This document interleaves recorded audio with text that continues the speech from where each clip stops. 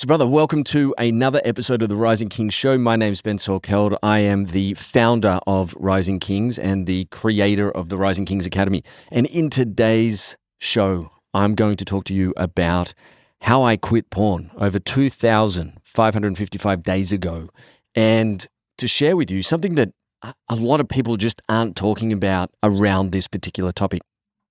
Now, before I go on, I want to ask you a question. What do you actually think is the number one reason most men look at porn? Now, through my research, through my study, through my own journey, when I came across the answer to this, I was completely astounded.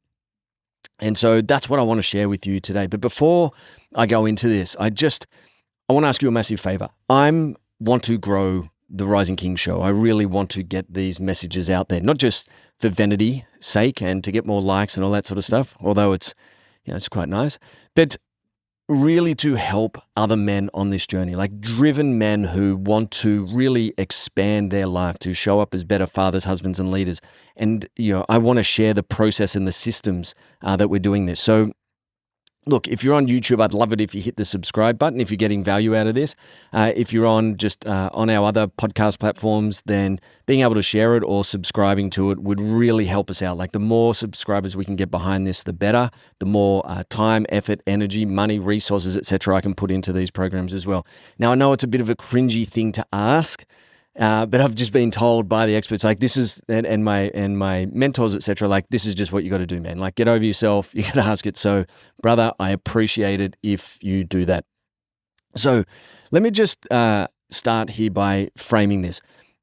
Some of the most common questions I get asked as a men's performance coach around porn is this: is porn bad? Do I need to quit porn? Isn't porn just a normal part of modern man's life? Now, the problem I have with this is I don't think there's any right or wrong. All I know is from my own experience and seeing the impact porn has had on my life from the negative side in hindsight and on the positive side, where I am at now. So real quick, pornography for me, if I think right back, the first kind of place where this came in was looking at magazines at a mate's place one day. I remember, we snuck into his old man's bedroom and found these magazines. It's cringeworthy just thinking about it right now, but that's where it was at. This is before mobile phones and internet and all that sort of stuff. Now, the thing was innocent at the time, high school student, etc. Over the years, though, as that went on, porn pretty much got a bit of a hold on me. And what I mean by that is I was turning to porn quite regularly. Now, in my circle of friends, I probably wouldn't say it was a lot, but I was looking at porn at least a couple of times a week, almost every day at some point in that time. And just to frame this up, I'm not just talking in hindsight of this, pornography isn't just RedTube, Pornhub, OnlyFans. I'm talking getting hits, dopamine hits off looking at girls in bikinis, looking at the girl, all the hot, good looking, beautiful women that show up on your Instagram feed, Facebook, TikTok, all these sorts of things. And, just chasing this notion, this soft porn that would eventually lead to more of the harder porn. Now, the truth was, at that stage in my life, I didn't know that I was running away from something or hiding from something.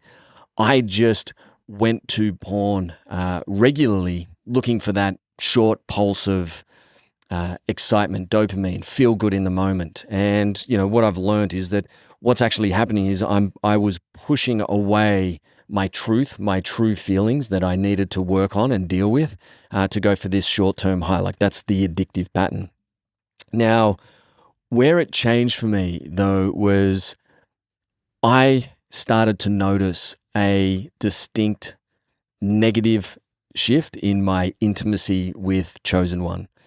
And what I mean by that is, not really bringing my best self into the relationship, from a intimacy point of view, but also too from a connection point of view. Anytime there was a problem in my relationship with Chosen One, or even dealing with kids, or even dealing with business, etc., there was one thing that I could lean on. That's porn, right? Now, since quitting pornography, though, the connection I have with Chosen One is 10x deeper than I actually ever thought it would be. And it just continually gets deeper. The more I work on myself, the deeper it gets. There's deeper connection with my female friends because I've removed this whole aspect of where my mind would go when looking at females. More clarity, more awareness, more energy, more drive, more vitality to do the things that I want to do. And, it's funny when I look back at this and I think about where my life was back then, I did feel tired all the time. I did feel exhausted all the time. I did feel checked out. I did feel frustrated. I did feel fearful of the world and all these different things, unfulfilled, unexcited, uninvigorated, unmotivated, like getting things done, no doubt. But there was just this grind, this heaviness, this disconnect that was, I was carrying around. And I'll go on record to say, I would say most of that was coming from this porn addiction. Like there was obviously the piece that was happening under it, but the porn addiction was masking it. I want to cover this thing around why is porn so addictive. Now, there's a couple of things. First, it's so fast and easy to get access, like ridiculously easy to get access to these days. Like it lives on your phone. Like that's the crazy part of it. The second thing is you can hide it. It's not like a alcohol addiction, drug addiction, some of these other addictions that we can fall into trap of, where it's very easy to see because it starts to demise our world around us, and also too, it's out in the public. You can smell and see the changes in a person from when they're not drinking to when they are drinking, when they're not taking drugs to when they are taking drugs. Pornography is very different. Like I don't think people go, man, I think that guy's on porn. Like I think that guy's addicted to porn. We don't know because it's so easily hidden. And I think that's part of the risk and the danger that comes with this. Now, the reason as well is like when you hit porn, like it pushes all the emotions to the side. It gives you that short term, like very short term high, right? Like let's be honest here, like it's a very quick high.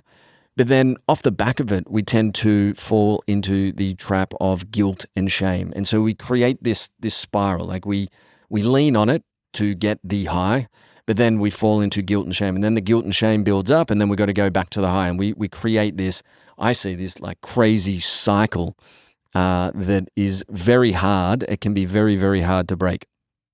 And so that's why it's so addictive. And now we want to look at, well, what's the number one reason why men are looking at porn? And this is the thing that completely blew my mind. And if I think back to where I was at that stage in my life where porn was in my world, like 7+ years ago, it really ties in with this. So there was a study done where they looked at what was the most common variable associated with porn use amongst a large range of men. And the number one top variable that came out of that was this feeling of meaninglessness, right? This feeling of meaninglessness. Now, if I think through a lot of the men that have come through Rising Kings that I've spoken with over the years, the hundreds and thousands of guys that I've spoken with, there's one thing that comes up quite regularly, and that's a lack of purpose. And that is the same thing, this meaninglessness, right? And the more meaningless your life feels, the more likely you're going to become addicted to pornography. Now, like I said, when I think back to where I was in my journey, like that was a big thing, man. Like I was running away from these deeper feelings in terms of meaninglessness, like wasn't good enough, wasn't successful enough, wasn't rich enough, wasn't good looking enough, simply just didn't feel great with the way I was living. A feeling of, less than, like, man, I'm just not at the level I need to be. I'm just not operating the way I need to operate. I'm not creating the results I think I should be creating. And these beliefs that just keep running over and over in the subconscious mind, hold a man captive. They held me captive. Porn became this pseudo attachment. Like it fulfilled me in that minor moment because I could let go of everything else and feel alive, invigorated, excited, and, all the things that we're chasing for. Like in that one short frame, it was all there, and then boom, gone. But the attachment was I needed more of it. And the more I needed of it, like the more it just kept coming into my life. It just kept coming over and over and over. Now, if I went back and talked to myself 10 years ago and had this conversation with him, I don't think he would believe he had a porn problem. And this is part of the battle as well. It's like, dude, I look at porn a couple of times a week, and I'm not putting any judgment here. It doesn't. I have zero concern over how many times a guy looks at porn. That's not a thing that I worry about. I look at, though, what are the excuses we're using to justify how we're showing up with this particular thing? Because if we're looking at it once a week, a couple of times a month, the question you got to ask is, well, why do I need to look at it? Like, what is it that I'm actually running away from or trying to remove from my life? And that's, part of this whole process of growing, of becoming your best self, is actually getting the awareness around what is truly going on here. And so to do this, it's like we need to understand, well, this is great, Ben. Thank you. I've got a bit of a clearer understanding of porn and porn addiction and how that might be fitting in my world. But it's like, how do we break this cycle? Well, the very first thing you need to be able to do is believe that porn actually doesn't serve you, that it hinders you. And that means completely breaking the belief pattern that you might have right now, which is like, it's not that bad. I don't have a problem with porn. And maybe you don't, and that's okay. However, maybe you do, and you're like, well, what does it look like without it? What could my life be if I actually remove this and just run it as like a 30, 60, 90-day experiment, which is where mine started. It was just 90 days, no porn, to see how would I feel off the back of it. And that's where I became hyper aware. I was like, oh my God, like this was a massive negative clincher in my world in terms of, like I said, like energy, vitality, connection, excitement, joy, fun, fulfillment, all these different things. And, when I got rid of porn, like when I removed this handbrake, all of a sudden I had this capacity to be able to take on bigger and better things in my world. So that's the first thing, like it's around the belief. The second is, becoming aware of what is the trigger that creates you moving towards porn. Like what is it that you're actually trying to escape from? And a great way to do this is, next time you go to reach for porn, you pull out your phone or whatever it is, you hop on RedTube, whatever your vice is. Maybe it's even like, as I said, like soft porn is part of this, like jumping on Instagram to look at girls in bikinis, etc. It's like, what's the trigger here? What am I actually trying to do here? Oh man, I'm just trying to, like we run excuses in our own minds. I'm just thinking back through where I was. I just need a break. I'm like, a break from what? From all the stress, all the pressure, all that sort of stuff. There we are starting to gain awareness. Okay, so stress and pressure lead to this trigger where we, like I said before, we fill the void or make ourselves feel good by looking at pornography. A good thing, if you want to keep digging in on this, it's like asking yourself, well, what is actually frustrating you about this particular feeling? And sometimes it's just like, oh man, I'm just bored. Okay, great. Why is boredom a problem?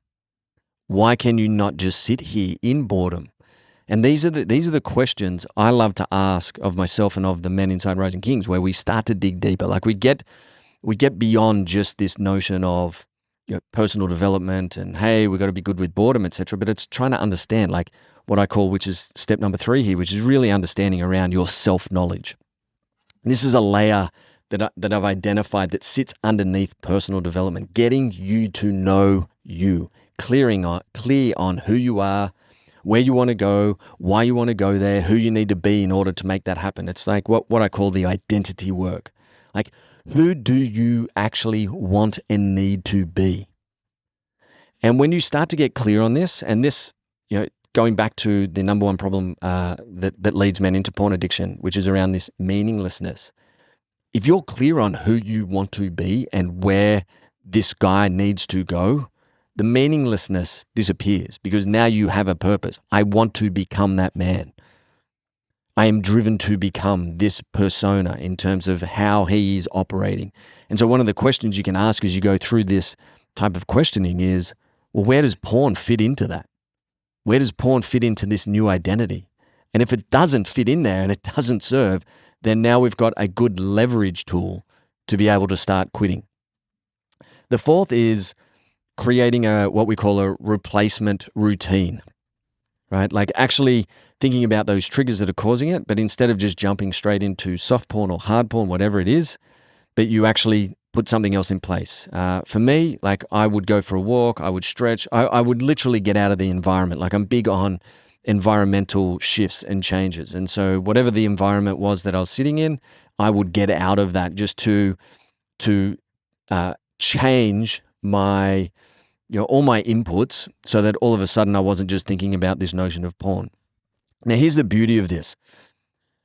It depends on how deep it is, but as you do more of this work and you let go of this addictive connection with pornography, is that you only have to fight it for a small, brief moment. The resistance doesn't sit within you 24/7, depending on how deep it is. Like if it's a very deep addictive pattern, then yes, I understand. Like it's going to take a bit of work. But if we're talking as we go through it more and more, and this is like just part of my journey that I went on over time, I just had to be distracted for 30 to 60 seconds before it was gone. Like I didn't need to look at it. I just had to break that pattern that would stop me just engaging with it in the first place.